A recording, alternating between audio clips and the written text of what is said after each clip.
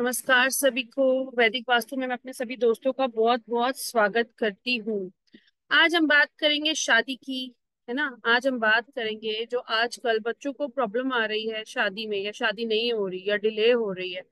सबसे पहले देखो, एज पर एस्ट्रोलॉजी वाइज हम वीनस को देखेंगे। वीनस कहाँ बैठा है ना। वीनस किस घर में बैठा है, ये बहुत ज्यादा मैटर करता है, बहुत ज्यादा। वीनस और सन के बीच में कितनी दूरी है। अगर ये दोनों पास में हैं तो शादी के योग जल्दी होते हैं। ये जितने दूर होंगे शादी डिले होगी और शादी नहीं होगी। ये एक बहुत बड़ा योग है। ये हम कुंडली देख के बता सकते हैं। नंबर टू, कुछ प्रोमिसेस ऐसे होते हैं जिसमें शादी के बाद अलग होना है, तो वो प्रॉमिस है, वो चीजें अपने आप हो जाती है। या कई बार आप देखो, शादी में लिखा होता है कि इस पर्सन की 2 बार शादी होगी या 3 बार शादी लिखी है। तो उस केस में मैं हमेशा अपने कस्टमर्स को, अपने क्लाइंट्स को यही बोलती हूँ कि आप अपने बच्चों की शादी तुलसी से करवा दो एक बार, आंवले से करा दो एक बार, है ना। या उसी बच्चे की जिससे शादी हो रही है, हर एनिवर्सरी पे या उनके बर्थडे पे आप उस चीज को रिपीट करा दो, तो वो जो योग होता है खराब, वो टूट जाता है।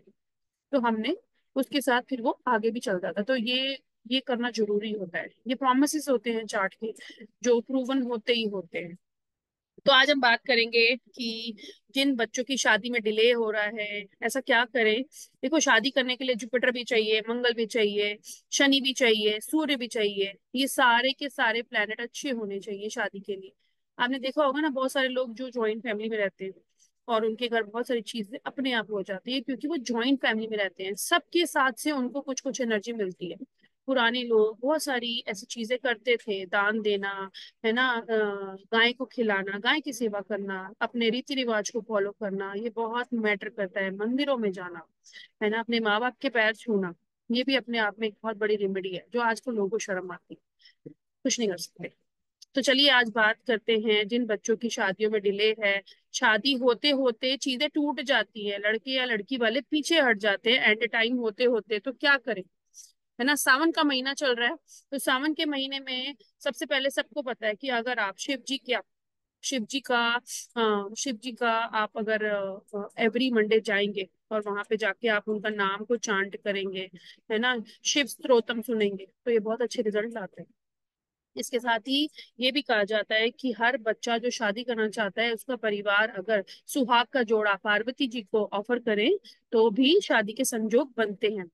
अगर आप सावन का महीना, आप 19 तारीख को और मोस्ट प्रोबेबली 22 को खत्म हो जाएगा, तो 19 तारीख जिस दिन राखी है, अगर उस दिन आप जाके शिव पार्वती का गठबंधन कर देंगे लाल धागे से, जिस बच्चे की शादी होनी है, ये कामना करते हुए, है ना, कि जो भी हमारे हमारे रास्ते में अड़चन आ रही है या जो भी हमसे गलतियां हुई है उसे हमें माफ करो, और हम आपके जैसा जोड़ा ही हमारे बच्चों का भी बनाओ, ऐसे कामना करें।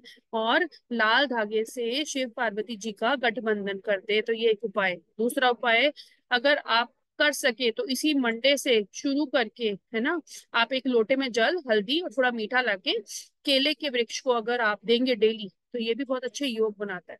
इसके साथ ही ये भी कहा जाता है कि सावन के महीने में अगर आप चांदी का छत्तर, जो आपने देखा होगा, एक चांदी का ऐसे छत्र आता है, अगर आप वो भी शिव जी के जहाँ पे हम जल देते हैं शिवलिंग के, उसके ऊपर अगर आप लगाएंगे, तो ये शादी के योग बनाता है।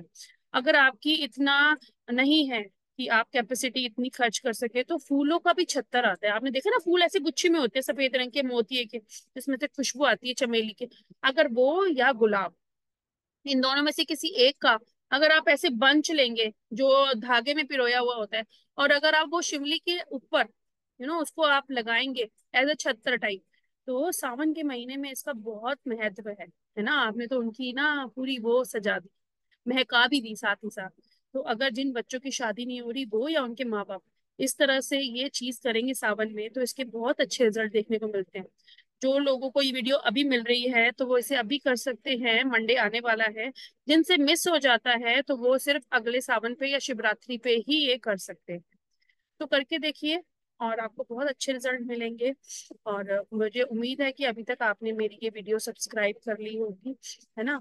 तो कोशिश करिए, जिन्होंने नहीं करी वो सब्सक्राइब करें, ताकि मुझे भी एक नया मोटिवेशन मिले कि मैं कुछ नया आप लोगों के साथ शेयर करूं। तो फिर मिलेंगे एक नई वीडियो में कुछ नई इंसाइट्स के साथ। Thank you so much.